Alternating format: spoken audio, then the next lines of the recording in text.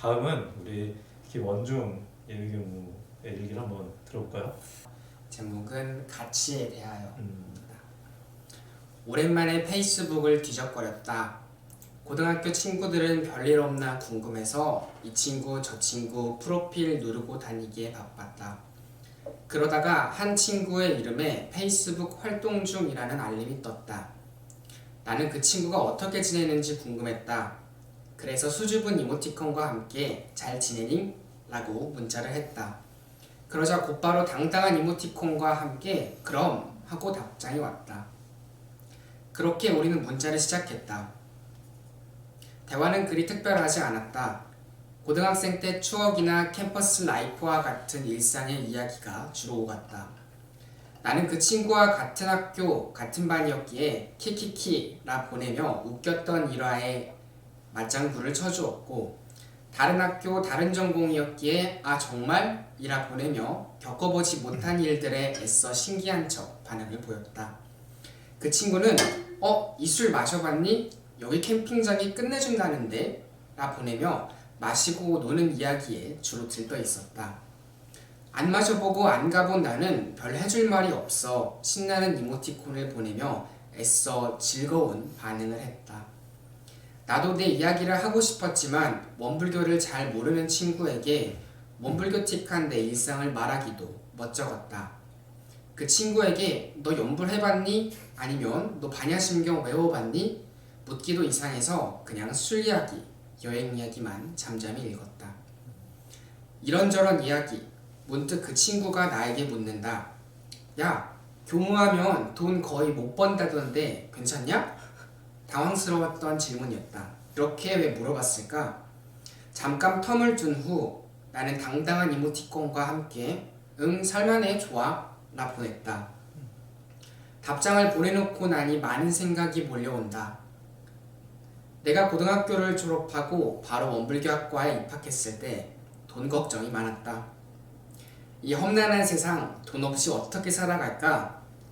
작은 보수를 생각하니 자퇴해서 다른 직업을 가진 후에 일반 교도로 전향할까 생각도 종종 했다. 그러나 그렇게 하자니 다시 수능을 보고 취업을 준비하는 일들이 귀찮게 느껴져서 좀만 여기 있어보자 하고 말았다. 또 한때는 교무는 돈에 욕심을 두어서는 안 된다고 강박적으로 오해해서 돈과 담을 쌓으려 했던 적도 있다. 군것질이 너무나 하고 싶은데 하찮은 것에 돈을 낭비하면 안 된다고 생각해서 불쑥 올라오는 식욕을 애써 참은 적도 있었다. 성직과 돈, 돈과 교무. 이 복잡한 수수께끼는 한동안 나에게 공부거리였다. 시간이 흘러 마음이 더욱 넓어지고 보니 그때 했던 고민이 귀엽게 느껴진다. 대종사님께서 이렇게 말씀하셨다. 돈이 있으면 있는 대로, 없으면 없는 대로. 안심하면서 그 생활을 개척하여 나가는 것이 그 본분이며 그 사람이 참으로 부유한 사람이니라. 그렇다. 교무를 한다 해서 돈이 없어서 걱정할 것이 아니다. 성직이라 해서 돈을 배척하고 불결한 것이라 생각할 것이 아니다. 돈이 있으면 있는 대로, 돈이 없으면 없는 대로. 겨우 돈의 마음을 쉽게 빼앗기고 힘들어할 것이 아니라는 것이다. 그러나 이러한 넉넉한 마음을 가지기 위해서 수행상 계문을 지키고 돈 관리를 철저히 하는 것이다. 대산종사님께서도 이렇게 말씀하셨다. 수도인이 도와 돈을 주물러 걸림없는 실력을 갖추기 전에는 돈이 있으면 돈에 끌려 일을 그르치기 쉽다. 훌륭한 마음씨를 가지기 전까지 돈으로 향하는 마음을 잠시 내면으로 돌리는 것이다. 그러고 보니 그 친구의 답변에 약간의 아쉬움이 남는다. 응 살만해 좋아 라는 미지근함보다는 어우 너무 좋아 라 보낼 것을. 여기까지입니다. 너무 좋네요. 이 일기는 이제 감각감상 일기인 거죠? 전에 우리 송한중 예비교무님이 읽었던 일기가 심신작용 처리건. 네. 그러니까 이제 심신이라고 하는 거는 몸과 마음이 이제 작용이라고 하는 거 어떤 경계를 따라서 그 경계에 어떻게 내가 몸과 마음을 썼는지를 그리고 그 처리가 어떻게 됐는지를 밝힘으로써 내가 평소에 내 육군 동작 그러니까 이제 눈, 코, 입, 귀, 몸, 마음을 어떻게 썼는지를 자기가 사실적으로 이렇게 적는 일기라고 한다면 이제 우리 원중교가 방금 읽었던 그 일기는 감각감상 그러니까 일상적인 어떤 일에서 조금 진리적인 어떤 측면 내지는 새롭게 들었던 생각들을 이치에 밝아진 정도를 이제 소개를 하는 그런 일기인데요. 지금 이 영상을 보고 있을 어떻게 보면은 대부분의 우리 학생들이 한 번쯤은 원불교학과를 진학하는 데 있어서 고민을 하는 지점이 바로 이 지점이라고 저는 또 알고 있는데 어떻게 보면은 어떤 경제적인 부분들에 대한 또 나름의 고민이나 이런 것들을 안고 이렇게 출가한 본인의 이야기부터 원불교학과에서 어떻게 그런 것들을 본인 나름대로 의미를 찾았는지 그런 이야기를 좀 한번 해주시면 좋겠네요. 저만 그런지는 모르겠는데 이제 대부분의 사람들의 이제 인생의 목적을 행복으로 이제 딱 키포인트를 잡고 그럼 어떻게 하면 행복해질까? 그렇게 하면 돈이 많으면 행복하다. 누군가가 나를 알아주면 행복하다. 그러니까 일반적인 그런 행복이나 성공에 대한 것 그런 가치관을 저도 이제 한때는 가지고 있다가 딱 출가를 하고 나서 이제 훈련을 나고 한 1년 정도를 살아보고 나니까 꼭 인생을 사는 목표 자체가 그냥 일반 사람들이 가지고 있던 그런 목표가 아닐 수도 있겠구나. 이제 그런 삶에 대한 이제 가치를 이제 조금씩 바꿔 나갔죠. 그래도 계속적인 갈등은 있었어요.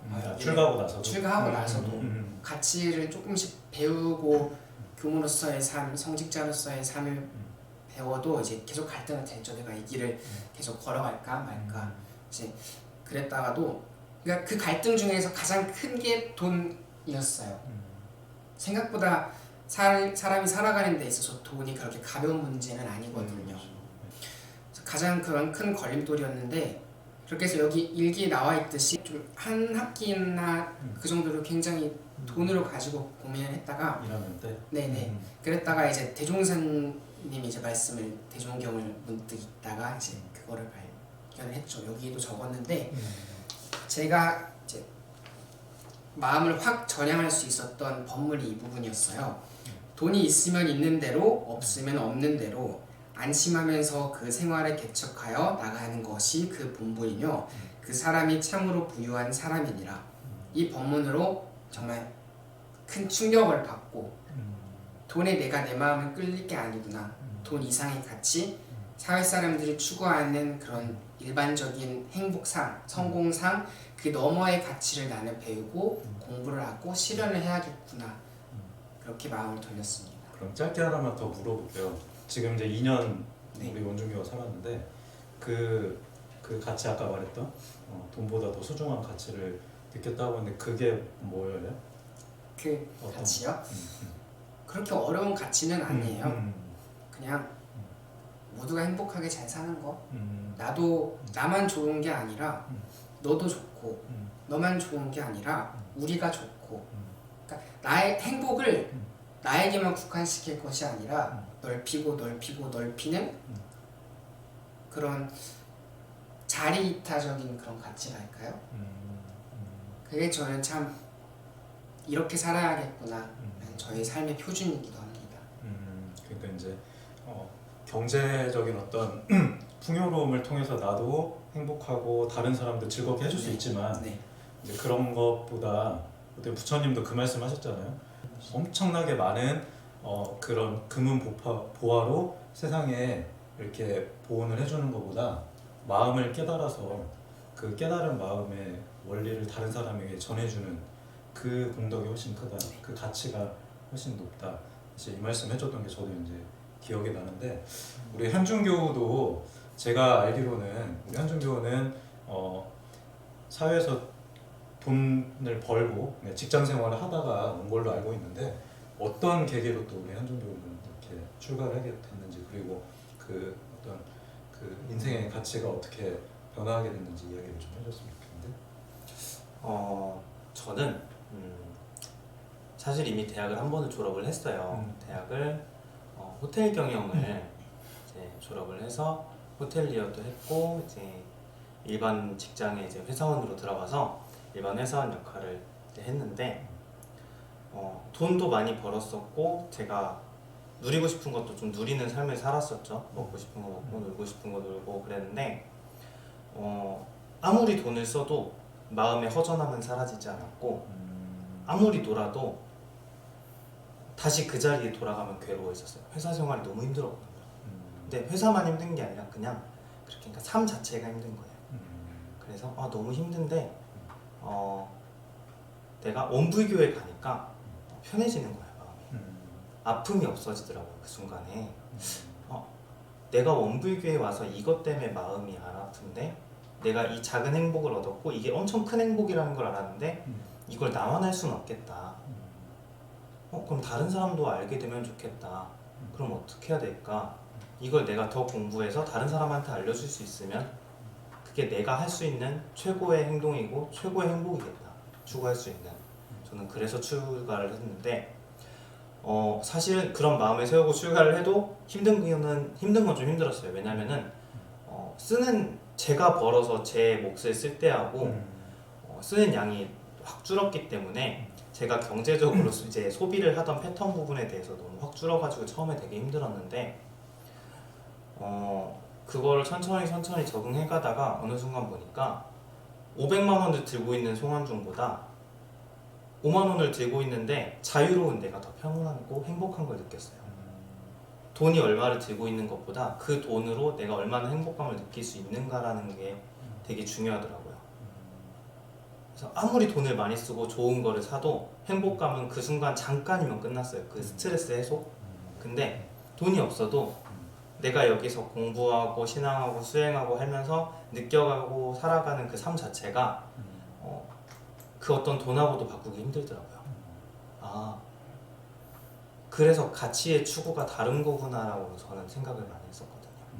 돈의 가치를 뒀을 때는 저는 월급날이 세상에서 제일 행복한 날.